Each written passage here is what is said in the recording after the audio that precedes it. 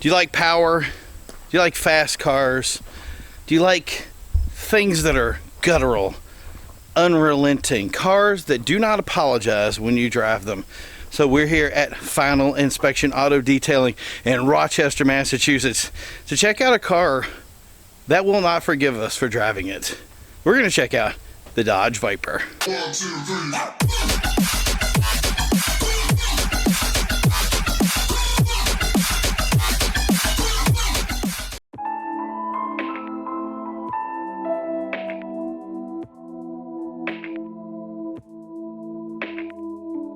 Hey everybody, welcome back to What It's Like to Drive. I am your host Primo, and I am here at Final Inspection Detailing in Rochester, Massachusetts to check out this amazing Dodge Viper. What can I say about the Dodge Viper that, I don't know, hasn't been said? It is a car that doesn't make excuses. It doesn't apologize. It's a true domestic car. It was a car that happened right after Chrysler purchased Lamborghini, and at the time they really wanted to make something new, and they had fiddled around with a 10-cylinder, and the concept was thrown on a table somewhere and asked if they would approve it. It was actually not approved a couple of times before they finally said, look, it's time to make a halo car and make a good one. And this is what they came up with. And personally, I think they did a great job. The Viper is one of those iconic cars that did very well on the street, and it actually did very well on the track. The Viper has a long and sordid history, but it has a little bit of a convoluted history too. There's times when the car was made, when it wasn't going to be made, the question about how many sales it was going to have. The reality is if they don't make any more vehicles, then these vehicles actually go up in price. And they are. They're becoming more and more collector pieces over time. And crazy enough, they're collector pieces that people actually drive. So we're going to take this bad boy out right now and see what it's like to drive. We're going to see what the experience is. We're going to see what the cost to maintain it is. And last, we're going to see if any pitfalls, any things that we should worry about with a Viper. And yeah, we're gonna do that right now.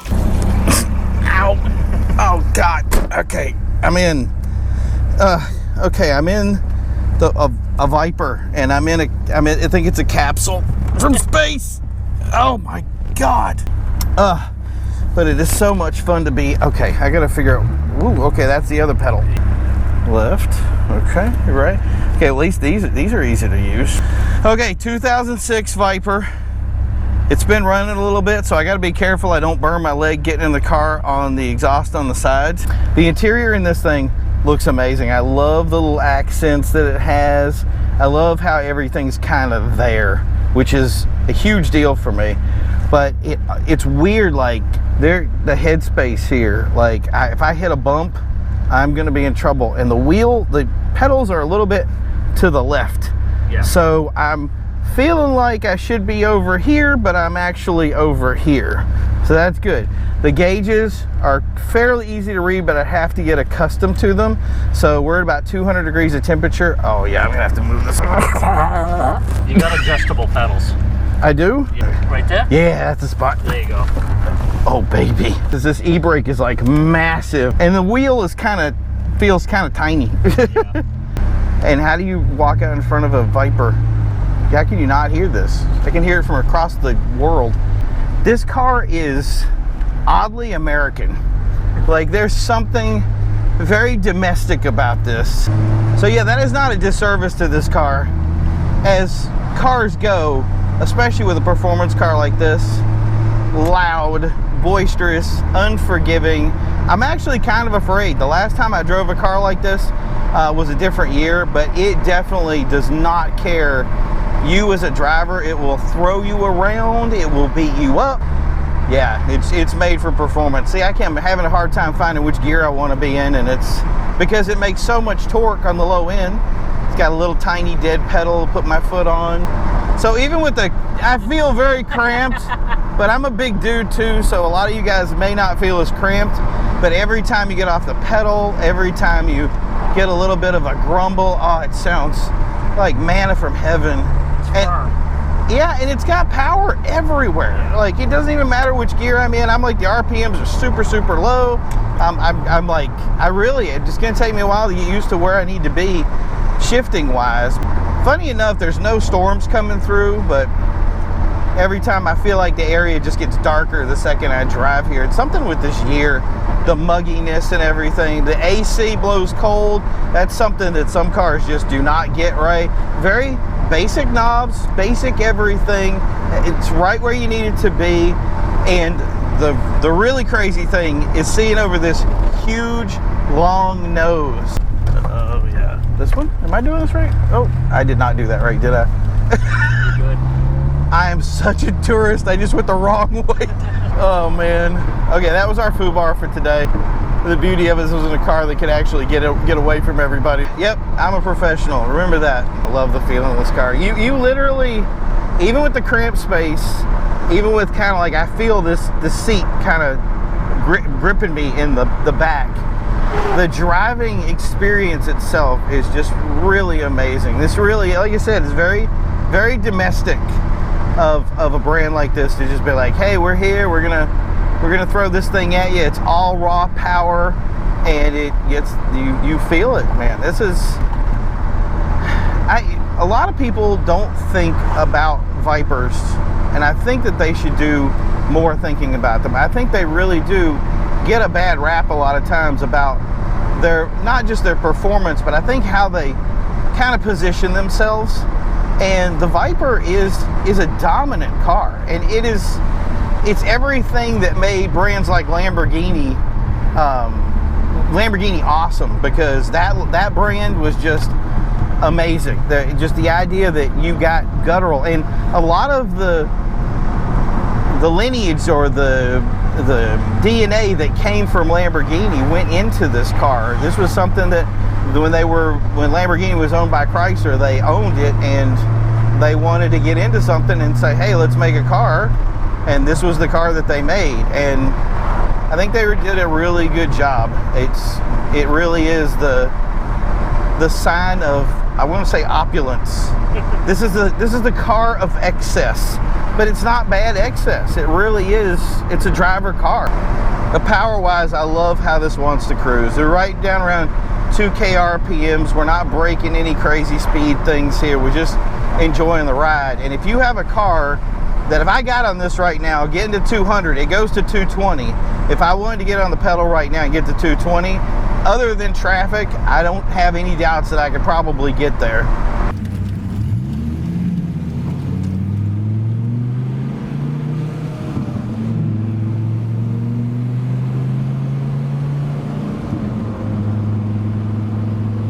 I love to be a little bit of geary with this thing.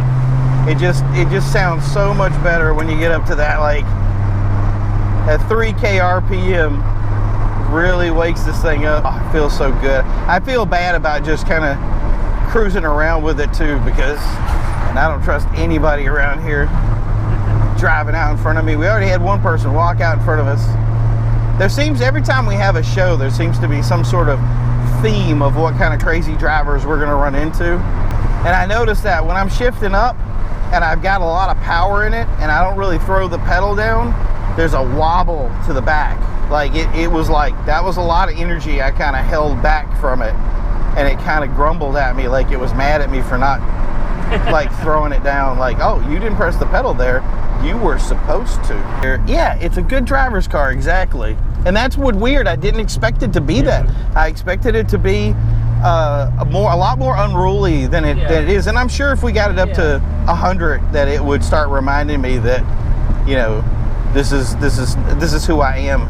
That it is very unforgiving. It does not like going slow. No.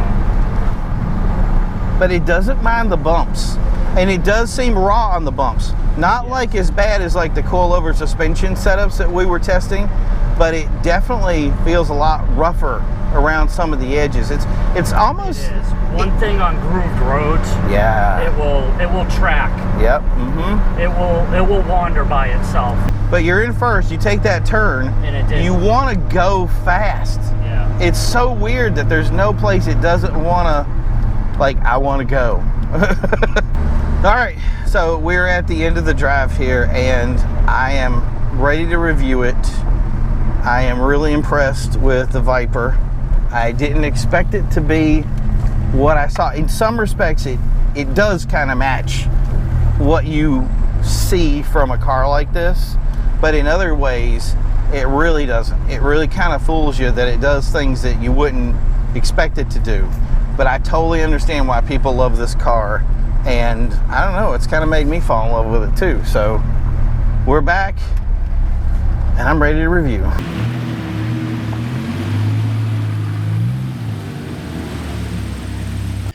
Okay, so what is it like to drive? This is an angry car.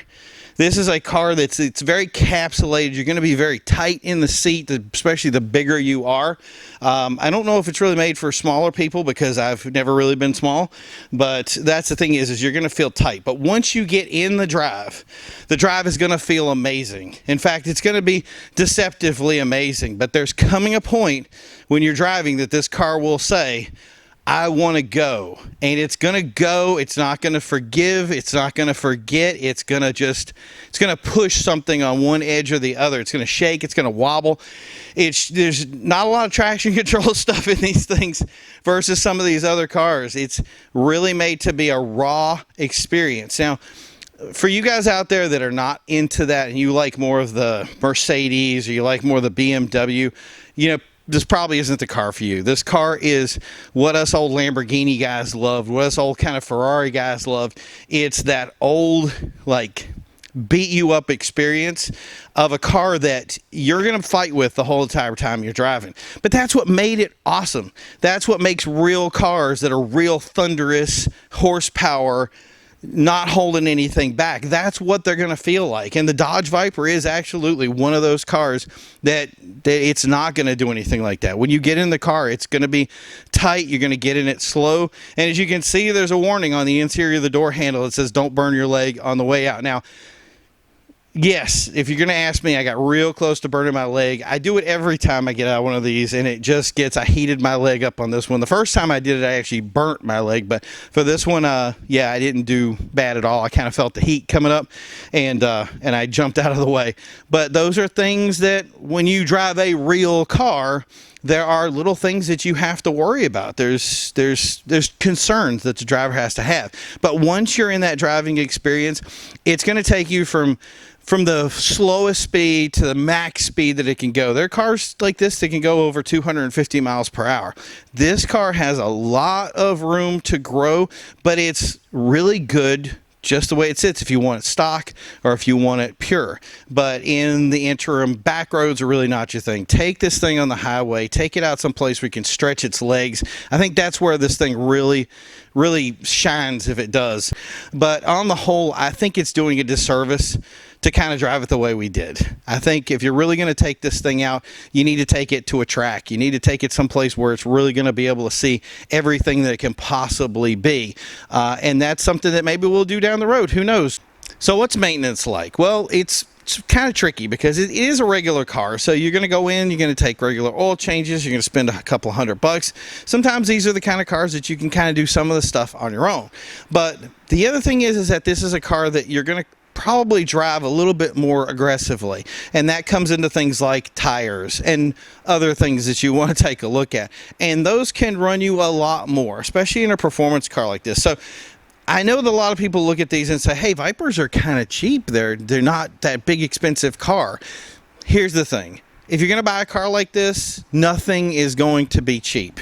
Just think of it that way. If anything breaks on this, it's going to be something where you're going to have to take it someplace and put some money into it. It's not like you're going to get an aftermarket warranty on this. It's going to be able to cover it the way the factory did, or that it's going to be taken care of in any kind of age, especially any kind of pre-owned thing.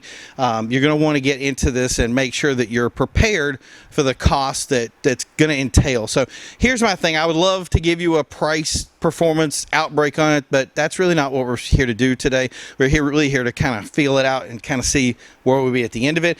Do your own research. Do your own inspection. If you're looking at a car like this, go down and talk to a Dodge or a Viper tech. And that's the thing is you're going to need somebody that is pretty much specialize in Viper. Sure, you can take it to a regular Dodge dealership, but in the same respect, do you want to? Do you want to take it to somebody who actually knows the car? And that's the thing is this is all about relationships. This is getting into something that you're going to love over time. And sure, you might not put a lot of miles on it, and you may not burn the tires off all the time, and you may just drive it and have fun for a couple of events. But when something does happen, you want to be aware of what that something will be and how much it'll cost. A lot of people get into cars like these, then the first problem happens and now they don't have a car anymore, or they end up selling it. And that's the thing is I don't want you guys to get into something that's just going to be a heartache down the road. Get into something that you can love for long term. And this is the kind of car that, I mean, it's a domestic. It's not hard to work on. It's not hard to find the parts. It's not hard to find the people. Get into this. You'll be able to love it, and it'll stick with you for a long time. And that's the thing is like I said, these prices are going up. They're not going down. So take a look at one, and yeah, I would definitely consider one myself. Okay, so what are some of the pitfalls that you could run into a Viper? We really just went over it, is that there comes a point when something is going to break. They're normal cars. They're driven pretty hard, any kind of performance like this, and Vipers, they have had some history of breaking. So look at years, look at models, look at trim. So this is a 505 horsepower Gen 3.